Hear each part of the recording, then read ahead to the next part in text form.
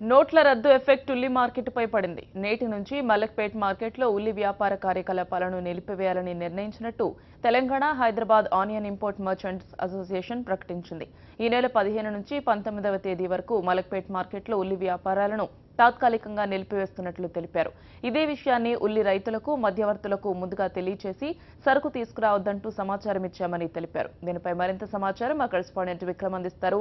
విక్రమ్, చెప్పండి, ఉల్లి మార్కెట్ పైన పెద్ద నోట్ల ఎఫెక్ట్ పడినట్లుగా తెలుస్తోంది. దీనికి సంబంధించి మీ దగ్గర ఉన్న అప్డేట్స్ ఏంటి?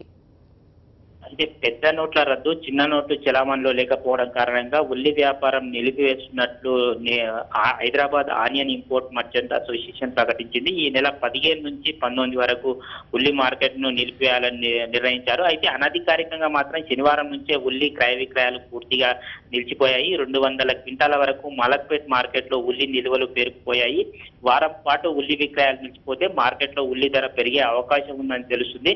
రోజుకు మలక్పేట్ మార్కెట్ లో 90 లారీల వరకు ఉల్లిపాయలు వస్తాయి. రైతులు తమ తెచ్చిన ఉల్లిపాయలకు పంటకు 500, 1000 రూపాయలు చెల్లిస్తే తీసుకోకపోవడము, రవాణా ఖర్చు, లారీ ఓనర్లు కూడా కిరాయి తీసుకోకపోవడము, హమాలీలు కూలీ డబ్బులు ఈ 500, 1000 రూపాయలు నోట్లు నిరాకరించడంతో తప్పనిసరి పరిస్థితుల్లో వ్యాపారులు ఈ నిర్ణయం తీసుకున్నామని చెప్తున్నారు. రైతులకు చెక్కుల రూపంలో కూడా డబ్బులు ఇస్తామని చెప్పిన రైతులు ఒప్పుకోవడం లేదు.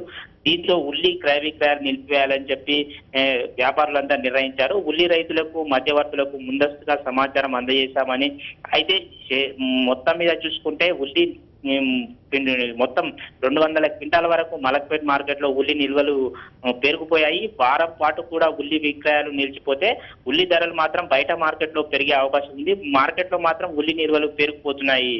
గౌతమి. Thank you Vikram.